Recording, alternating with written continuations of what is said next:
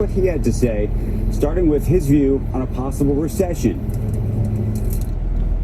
The way to run the company is to serve clients.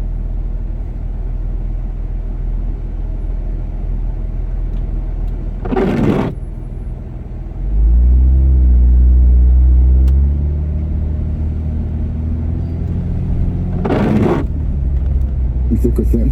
I know there are going to be recessions, up, downs, and downs. I really don't spend that much time worrying about it. I do worry about public policy that damages American growth.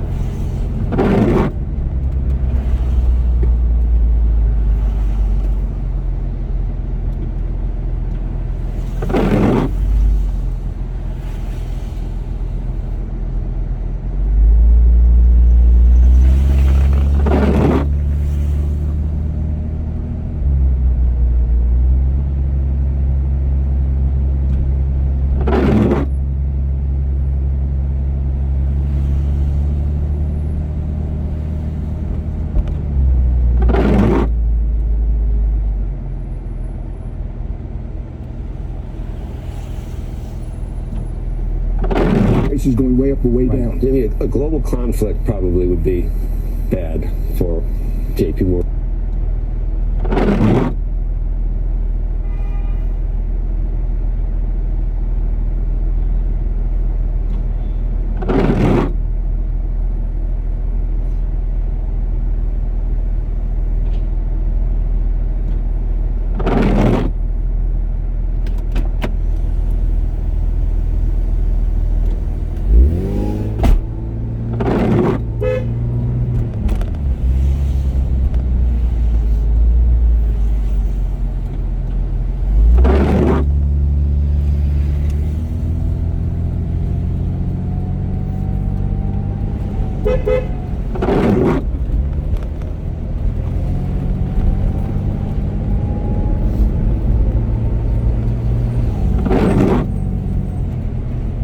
Matters for the future of the world is how this thing plays out. Russia, Ukraine, and the humanitarian crisis. When I wake up every day and I read the missiles going into buildings and killing kids every day, and it's nuclear blackmail. This is the most serious issue, and in my view, could be an inflection point for the Western world 400 years. Like, do we get our act together to win?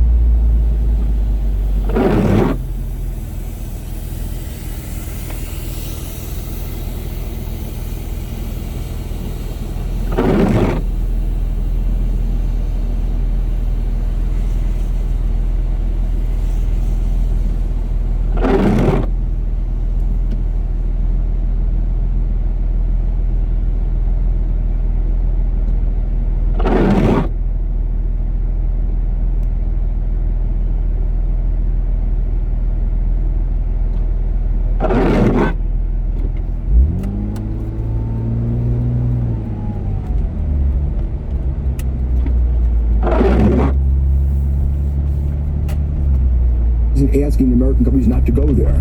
The American government has to set policies and guidelines, and I think people may wait to see what happens with these trade relationships. That may be a perfectly rational thing. For those of us who are already there, we're still doing business there, actually, under American law. We're not. I'm a patriot. I'll salute whatever the American government tells me.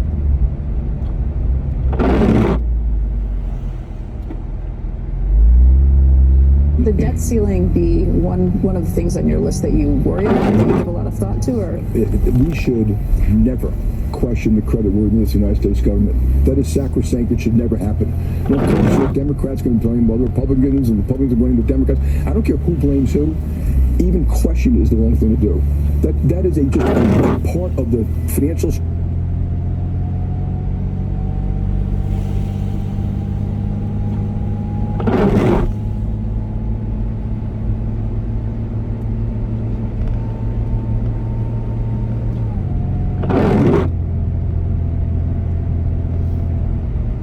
The crux of the financial system of the world. And we shouldn't play with that. Selling our debt, though, the price at which we sell our debt, it becomes a big issue. Yeah. And I know you don't like to mind read what the future of the economy is, right. But the other piece is mind reading what you think Jay Powell is going to do, because that has such a massive impact, not just on the U.S. economy, but everywhere. I should point out that everyone who forecast this has been wrong, including the Fed, by the way. You're talking about the recession piece, or what they should be doing about it? Because there's two sides. Curves, inflation, the whole thing. So as a business person, be prepared for all of it. So I tell people, we talk about if X happens, if Y happens. I give it probabilities. I actually think rates will probably go higher than 5%. Higher than 5%. That's my own view, because I think there's a lot of underlying inflation which won't go away so quick. I think we've had the benefit of China slowing down, the benefit of oil prices dropping a little bit. I think oil and gas prices are probably going to go up the next 10 years. We're not investing enough in oil and gas to actually keep it low, and it's also a fragile system. So like one terrorist attack, and you can see what can happen to oil prices, and so I think we should be very careful. And wages aren't going to go down that much. People left the workforce. China isn't going to be deflationary anymore.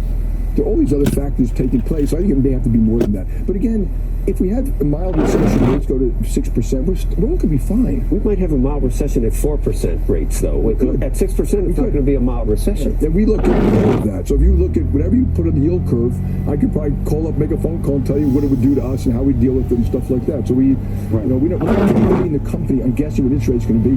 I personally think they're going to be higher. Okay, different question then, which is not necessarily about what you think about the company, but you have obviously a lot of high net worth clients and the like who you tell or try to advise them about what to do with their money.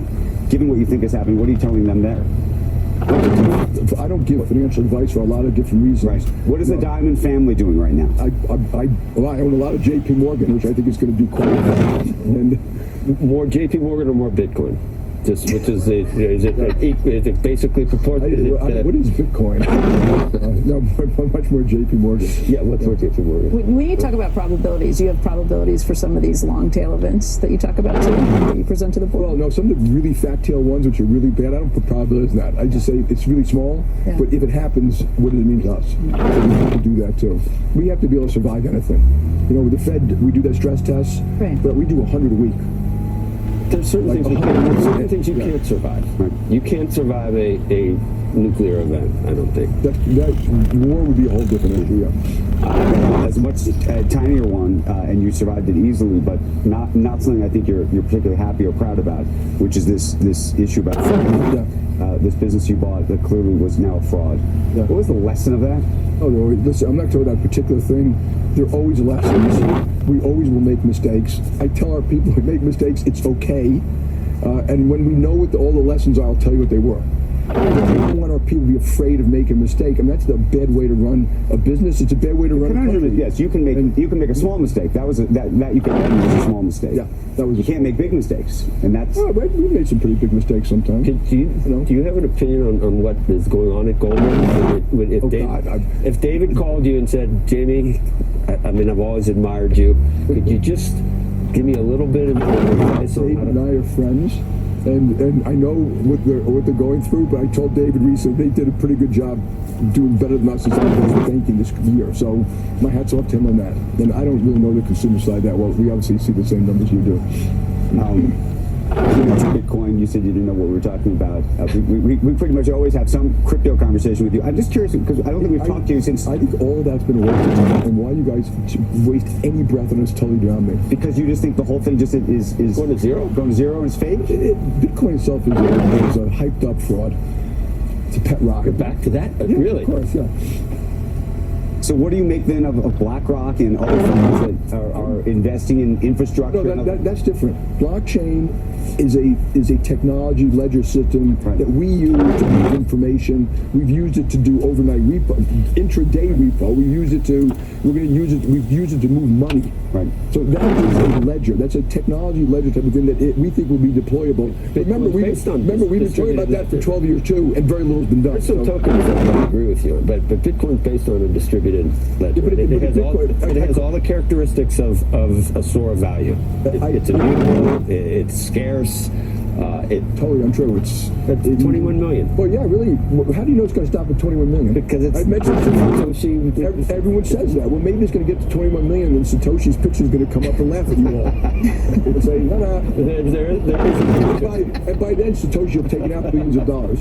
What was your reaction to the failure of FTX and all of that? You've seen lots of failures over the years of different things that have happened on Wall Street and the world of finance. I'm not surprised at all. And I call it a decentralized Ponzi scheme. The hype around this thing has been extraordinary. The underlying but you have a lot of clients who are involved. Yeah. You guys have seen the analysis on Tether and the analysis on all these things and the lack of disclosures, and it's outrageous. The regulators should have stopped this a long time ago. Billions of dollars. Some are, if you look at it as lower income people, in some cases. Jamie, there's a difference between saying FTX is a decentralized Ponzi scheme and saying that crypto itself is a Ponzi scheme. That's like, Madoff created options. Itself, what doesn't do anything, is a pet rock. You're happy to Bitcoin. Yeah, you can own it all you want. I'm just talking. It's billions of dollars. I don't care about Bitcoin, so we should drop the subject. And that was just some of our conversation with JP Morgan CEO Jamie Dimon, pet rocks and all. So a lot to chew on there about the economy and so much more. Well, I don't know any pet rocks that are still trading for $20,000. So he said it was a pet rock at $2,000, $5,000, $10,000, $12,000, $18,000, $65,000, but now $20,000. You can still, if you have one, someone will give you $20,000 for it. If it's going to zero, fine. I'd be surprised. Coming up, Jim Cramer's first take on the trading day ahead. That's coming up next, but he's not doing it ahead today. And a reminder, check out special episodes of Squawk Pod featuring the best of our Davos interviews. That would be a 9-hour show. Listen to the Squawk Pod Report wherever you get your podcast. We'll be right back.